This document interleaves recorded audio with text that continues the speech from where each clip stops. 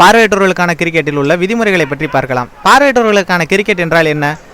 பார்வையற்றவர்களுக்கான cricket என்பது குறைபார்வை உடையவர்களும் முழு பார்வையற்றவர்களும் ஒருங்கிணைந்து சத்தம் வரக்கூடிய பந்தில் கிரிக்கெட் விதிமுறைகளில் பார்வையற்றவர்களுக்கு ஏற்ற மாதிரி சில திருத்தங்களை செய்து பார்வையற்றவர்களால் விளையாடப்படும் விளையாட்டே பார்வையற்றவர்களுக்கான கிரிக்கெட் எனப்படும்.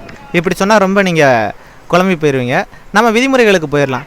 பார்வையற்றவர்களுக்கான கிரிக்கெட் போட்டிகளில் மைதானங்கள் எப்படி இருக்கணும்னு பார்த்தா, முழு பார்வை உள்ளவங்களுக்கான கிரிக்கெட் போட்டிகளில் பயன்படுத்தக்கூடிய எல்லை தூரங்கள், பிச்சோட அளவு எல்லாமே ஒரே மாதிரி தான் இருக்கணும். அதில் எந்தவித மாற்றங்கள் இல்லை. ஆனால் சின்ன சின்ன சில திருத்தங்கள் மட்டும் இதில் இருக்குது. என்னென்னா 22 யார்ட்ஸ் நீளமுள்ள பிச்சில் நடுவில், அதாவது 11 யார்ட்ஸும் சந்திக்கிற நடுவில் வந்து ஒரு கோடு போட்டிருப்பாங்க. மிச்சப்படி வேறு எந்தவித திருத்தமும் இதில் இருக்காது. அதே மாதிரி அந்த பவர் பிளே ஓவர்ஸ், வட்டத்துக்குள்ளே நிற்கிறது எல்லாமே வந்து ஒரே மாதிரியான விதிமுறைகள் தான். ஆனால் பார்வையற்றவர்களுக்கான மைதானங்கள்ங்கிறது மிகவும் உயர்தர பாதுகாப்பு, அதாவது என்னென்னா அவங்களுக்கு காயம்படாதவாறு இருக்கக்கூடிய வகையில் மைதானங்கள் அமைக்கப்பட்டிருக்கணும். அதுதான் மிகவும் முக்கியமானது. அடுத்ததாக ஸ்டெம்பை பற்றி பார்க்கும்போது பார்வையற்றவர்களுக்கான ஸ்டெம்பில் வந்து பெயில்ஸ் இருக்கக்கூடாது. அது வந்து பார்வையற்றவர்களை வந்து காயத்திலையோ அல்லது மிகப்பெரிய ஆபத்துக்கு கொண்டு போகும் அப்படிங்கிறனால பெயில்ஸை தவிர்த்துருக்காங்க. அடுத்ததாக வந்து பந்து. இந்த பந்துங்கிறது சத்தம் வரக்கூடியதாக இருக்கும். பந்து வந்து ரோலிங்கில் தான் வரும். ஒரு கடினமான ஒரு பிளாஸ்டிக்கில் ஒரு 30 பால்ரஸ் இருக்கும். அது வந்து சத்தத்தை கேட்டு வரும். அந்த சத்தத்தை வச்சு தான் பார்வையற்றவங்க கணிச்சு அடிப்பாங்க. இது வந்து பந்தோட அமைப்பாக இருக்குது.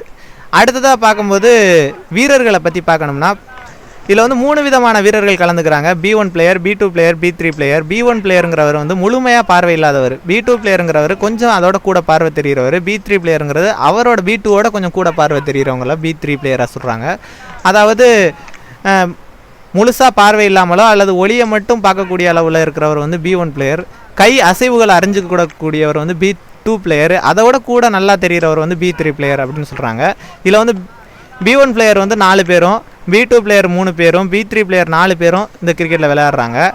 அடுத்ததாக B1 பிளேயர் வந்து இதில் முக்கியமானவராக கருதப்படுறாரு. B1 பிளேயர் வந்து 1 ரன் அடித்தா 2 ரன்னாக கருதப்படுது. B1 பிளேயருக்கான இன்னொரு அடையாளம் என்னென்னா, B1 பிளேயர் வந்து கண்ணில் வந்து ஒரு கண்ணாடி மாதிரியோ அல்லது துணியை கட்டிக்கணும். ஏன்னா அது வந்து சில கொஞ்சம் வெளிச்சம் தெரிகிற வரையும் B1 பிளேயராக நம்ம இதில் சேர்த்துருக்கிறதுனால அந்த விதிமுறை அவங்களுக்கும் பொருந்தும்.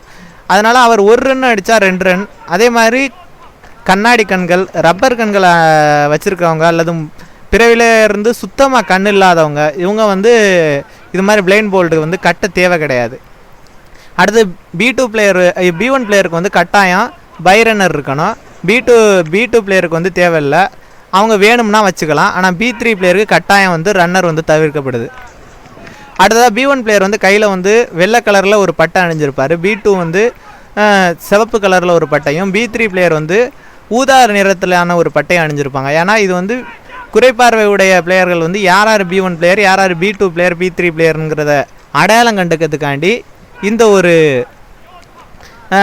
தனித்த அடையாளம் வந்து ஒவ்வொரு பிளேயருக்கும் வைக்கப்படுது.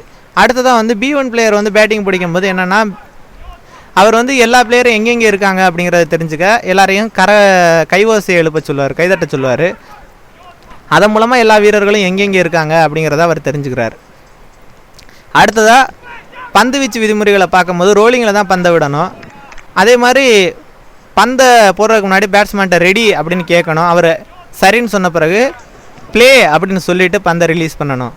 இந்த ப்ளேயை வந்து பந்தை ரிலீஸ் பண்ணுற டயத்தில் சரியாக சொல்லணும். இது ஒரு முக்கியமான ரூல்ஸ். அதே மாதிரி நடுவர்கிட்ட நம்ம எந்த சைட்லேருந்து வீச போகிறோம், ரைட் ஆம் ஓவர் த விக்கெட்டா, லெஃப்ட் ஆம் ரவுண்ட் த விக்கெட்டா அப்படிங்கிற எல்லா விஷயத்தையும் சொல்லிடணும். அடுத்தது ரன்னிங், எத்தனை ஸ்டெப்பு வேகமாக நான் வந்து போட போகிறேன், 2 ஸ்டெப்பா 3 ஸ்டெப்பா லாங் ஸ்டெப்பா அப்படிங்கிற விவரத்தையும் நடுவர்கிட்ட சொல்லிடணும். நடுவர் அதை வந்து ஒவ்வொரு ஓவர்லேயும் அதை வந்து பேட்ஸ்மேன்ட்ட அங்கே சொல்லிடுவார். அடுத்ததாக என்னென்னா, இப்போ நோபாலை பற்றி பார்க்கலாம். பார்வையற்றவர்கள் கிரிக்கெட்டில் வந்து நோபால் எதுக்கெல்லாம் வழங்கப்படுது? மிச்ச சாதா கிரிக்கெட்டில் உள்ள மாதிரியான நோபால்கள் இருக்குது. அதாவது கால் அந்த க்ரீஸை தாண்டி வைக்கிறது போன்ற நோபால்கள் வந்து வழங்கப்படும்.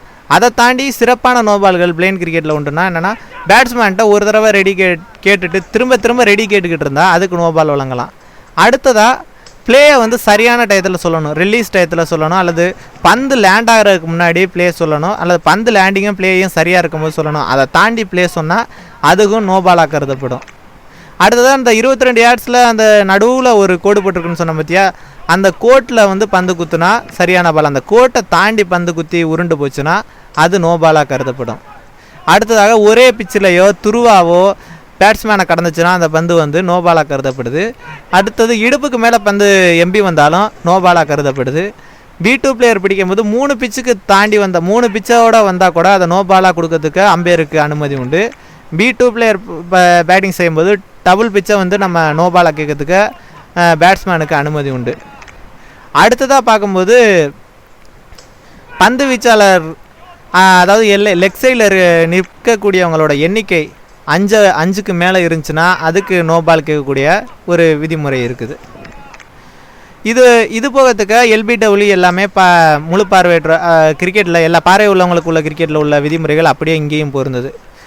அடுத்ததாக கேட்சிங் பொசிஷனில் வந்து B2 B3 பிளேயர் நேராக கேட்ச் பிடிச்சா உண்டு. ஆனால் B1 பிளேயருக்கு 1 பிச் கேட்ச் உண்டு. யார் மேலேயும் தட்டாமல் ஸ்ட்ரெயிட்டாக 1 பிச்சில் அவர் கேட்ச் பிடிச்சா அதுவும் அவுட்டாக கருதப்படும்.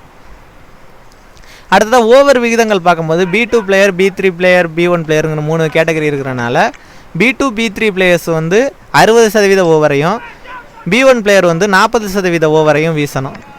ஆனால் B1 வந்து அந்த பார்சலியோட ஓவரையும் சேர்த்து கூட வீசணும்னா வீசலாம், அதுக்கு அனுமதி உண்டு. ஆனால் பார்சலி வந்து B1ஓட ஓவரை வீச முடியாது. அடுத்தது டெஸ்ட் கிரிக்கெட், ஒரு நாள் கிரிக்கெட்னு 2 விதமான போட்டிகள், T20 அப்படின்னு 3 விதமான போட்டிகள் இருக்குது. இதில் வந்து டெஸ்ட் கிரிக்கெட்டுங்கிறது 3 நாட்கள் நடக்கக்கூடியது. 80 ஓவர் ஒரு நாளைக்கு வீசப்படும், 6 மணி நேரத்துக்குள்ளே வீசணும். அதே மாதிரி இதில் வந்து என்னென்னா ஒவ்வொரு 20 ஓவர் வீசும்போதும் அதில் 25% ஓவரை வந்து B1 பிளேயர் வீசியிருக்கணும்.